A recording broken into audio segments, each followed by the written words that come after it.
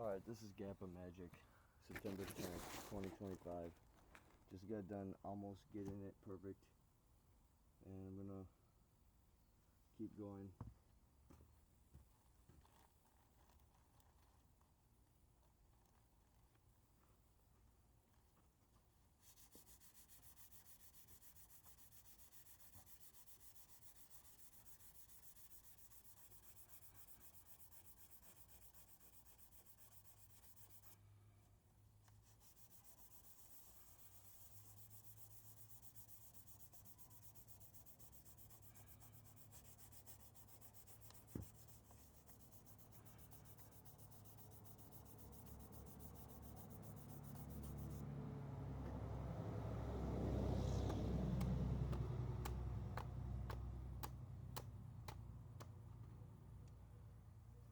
This is the 820 grit or 800 grit.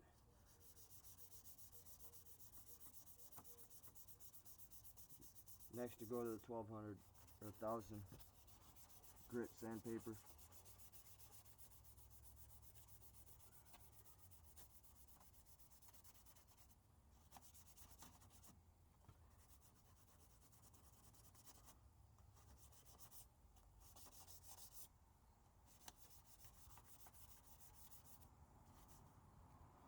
Alright, I'm gonna pause the video for a second. Hopefully you saw that sand work. Alright, when it gets down to this part of the process, you want to sand it only once, not back and forth.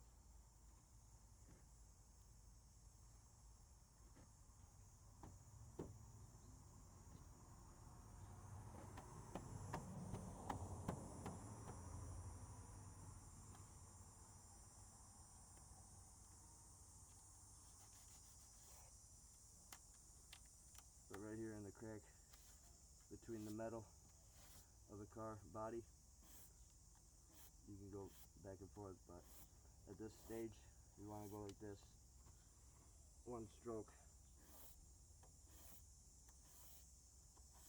And then when you think you got it, and I do think I almost got it here perfect, or close to perfect, go like that, then change the pitch or the angle. This little area right here, kind of make sure to round that off as best as you can.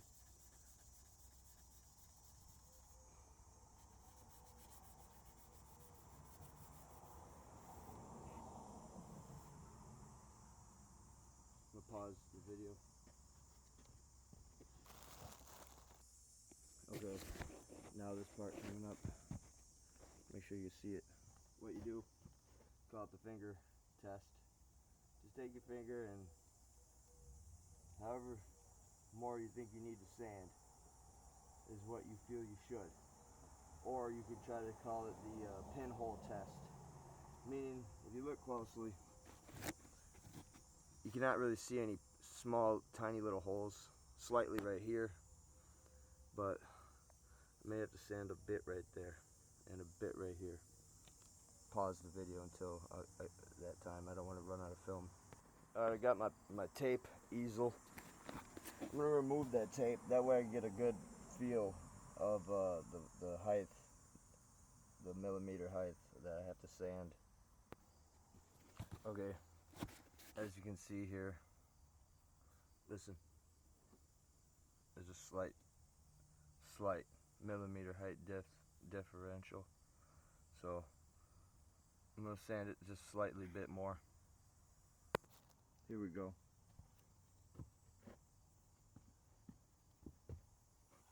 This is the 800 grit. Fun fact, a nickname for a cigarette is a grit. GappaMagix is now currently 3 1/4 years smoke-free. Quick, cold turkey. Yes, sirski. But as you can see, I'm sanding. I'm going to pause it. Don't want to run out of film. Alright, I will continue to film for a brief second. mind you, don't want to, like I said, you don't want to do extra work if you don't have to. So mind the corner right there.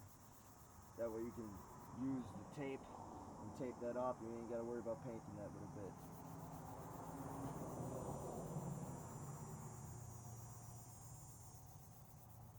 But yeah, when you get to that part where you don't know if you should take the tape off and you're worried about wasting tape, or if you don't care, a lot of people just don't care, then you go ahead, but don't be afraid to remove the tape to get a good feel of the millimeter height differential between the original paint and the part you're working on.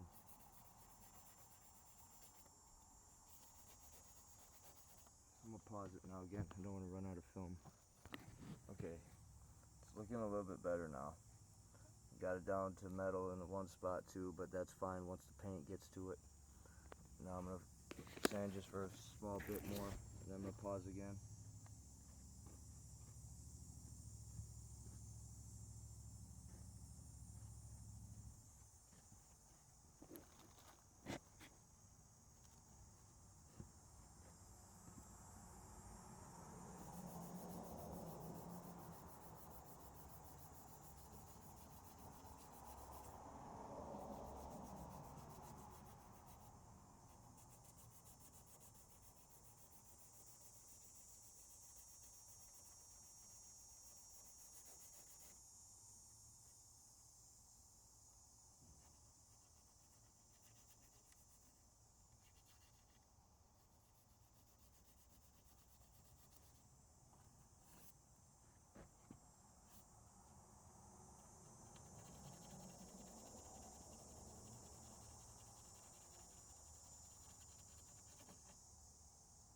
Alright, we pause it.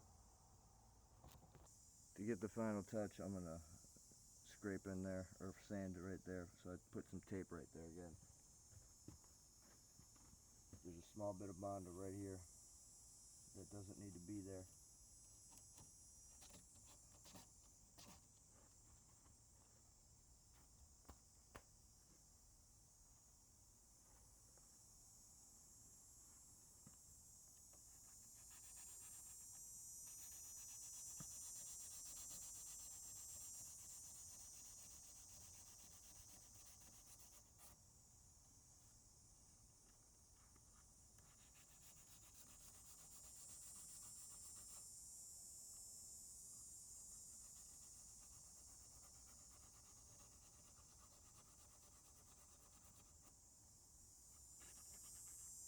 You get the idea. Once you think you got it good, and I know I do right now, this little bit of metal showing, that's fine because I'm going to cover it up with black primer, and it is sanded pretty good, so that's good enough. I'm going to pause it now. Alright, GappaMagix back from a short break. Ate a peanut butter jelly sandwich. It's peanut butter jelly time! Now anyway, I've got my wheel cover that was once a fire pit cover. That works a lot better than wasting tape and sandpaper, or newspaper, excuse me. And anyway, about to use this small piece of tack cloth. Let me show you what it looks like. What comes in a package like that, and it's basically like nylon, but it's like sticky. For how you say a fabric that's similar to the texture of the tool. Technically, this is a tool, whether you believe it or not. It's sticky and it picks up all the small little microscopic particles from the dust of the sanding from the Bondo once you start sanding. And anyway, pardon me if you don't like how proper I sound in that sentence. Someone just told me I'm a retard, so now anytime I have a quick idea of thinking I can talk extra smart, I'm going to, from this moment till eternity. So pause the video. Okay, I'm gonna show you what I just did. Just went like that a few times, but a whole lot of times with this tack cloth. And believe it or not, that's this little bit for this amount is all you need. Don't let anyone tell you different. Okay, I got my easel here. I'm not gonna film me taping off everything, but basically I'm just gonna tape off this piece of metal where the car connects to this piece of metal here compared to there, and then primer paint it with the black primer paint, and angle it down. You don't need to paint, or excuse me, you don't need to tape off anything unless you're not that good at painting. Then you may want to. This is GappaMagix with my easel. I'm about to start taping. Alright, there ain't no Happy Gilmore, but this is the only piece of paper I had, so my apologies, Subway. I'm not trying to offend your restaurant. I do enjoy eating at Subway. I like it that I can alter the subs, but I have to use your papers, so my apologies, just in case I don't want to paint anywhere where I'm not supposed to paint. So now I'm going to pause it one more time and then get the paint ready. Alright, no time to waste. It's getting buggy out here. Buggie. Bugggy. If you didn't know, that is like a off-road vehicle. Just a quick pro crawl. Here we go. Hold on, make sure you can see what I'm doing here. Okay, here we go.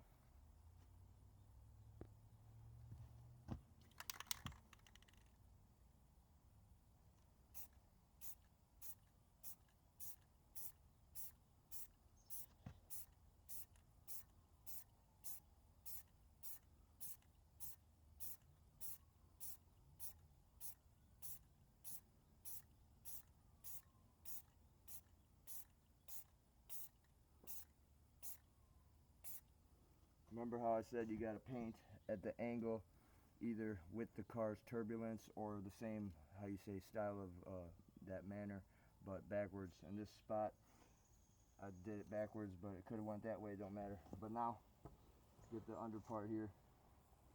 In fact, I'm actually gonna wait until that dries to get the bottom. No, I better do it now.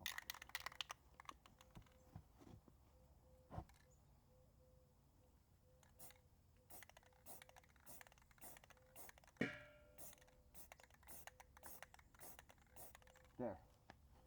Voila. As you can see, the disadvantages from being outside, there's a small bug. He thought that was a dark tunnel or something, and now he's stuck there. I'm gonna have to go get a tweezers. God damn it.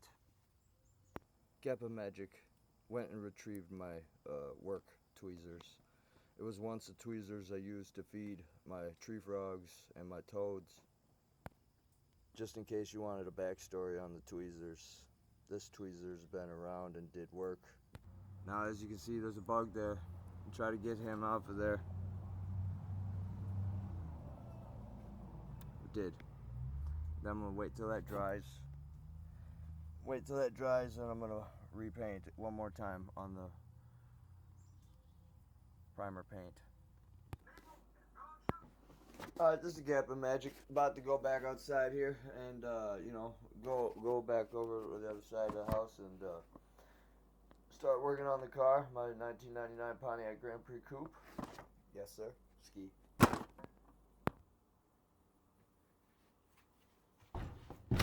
When in doubt, duct tape out. Okay.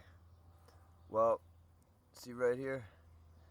It is, how you say, speckle or overspray or whatever. That is nothing to worry about, because as long as it ain't over on this area, I don't really gotta do much. And I may fix that little spot of rust right there later on too. But at the end of the day, let's see here. It is dry. So now, pause it for a second. So now, one more time, use a tack cloth, find a clean spot for it. And yeah, you don't really need much. And just lightly, ever so lightly, slide it across the painting surface of what you're trying to paint. And whenever you feel you think, or if you actually have laser microscopic vision where you can see microscopic subatomic particles or whatever tiny, very extremely tiny little bits of dust or whatever, then good for you.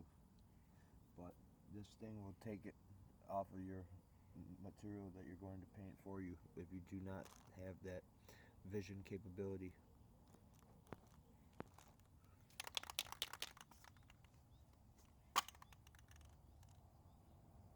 Rust-Oleum, the painter's touch. 2 times. Alright, here we go. This time, paint the underneath first.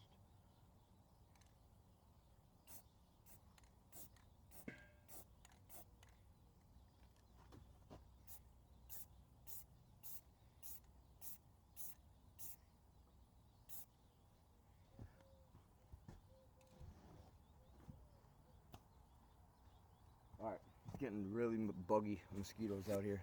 So that's it for now. I'm going to pause it, let it dry, and then come back and we'll paint the actual paint color. Alright, GappaMagix back. Again, with the same ritual, do the tack cloth. Do the tack cloth thing. And like I said, whether you want to argue or not, in a small little spot like this, you don't really need much. And believe it or not, I actually argued with somebody once and they said I don't know what I'm doing because I don't work in a shop. I said that's funny, due to the fact that I was told that I'm better than average at this skill from somebody who is an accredited, how you say, teacher. So anyway, c'est la vie to that. And anyway, now, shake, shake, shake, da, da, da, da.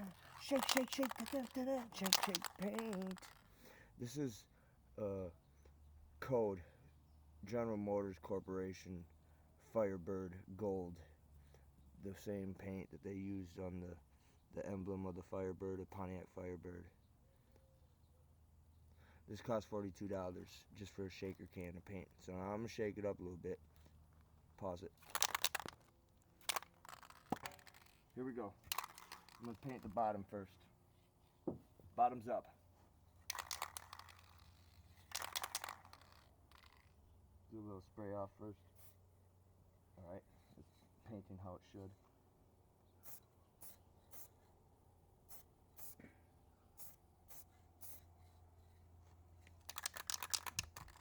Looks like it thinned out. I haven't touched this paint for quite some time. If it thins out, you just shake it some more.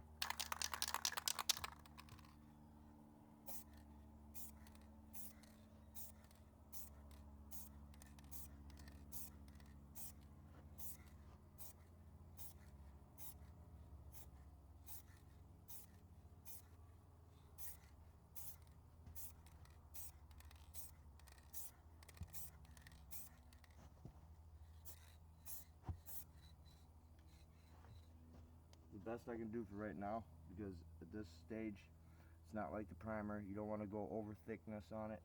And I thought about it and I looked it up when I was inside the house, how I did this. I'm going to let that dry, then I'm going to lightly wet sand it and then apply again and then clear coat it. So c'est la vie. This is it for now. GappaMagix in the house. Hold on, let's do a better one. Believe it or not, they made this into an effect, but really it's just someone flipping the camera with their hand. Let's see if we can do it. There we go. Wasn't that clean, but I've done it before in the blinker videos that I did. Try one more time.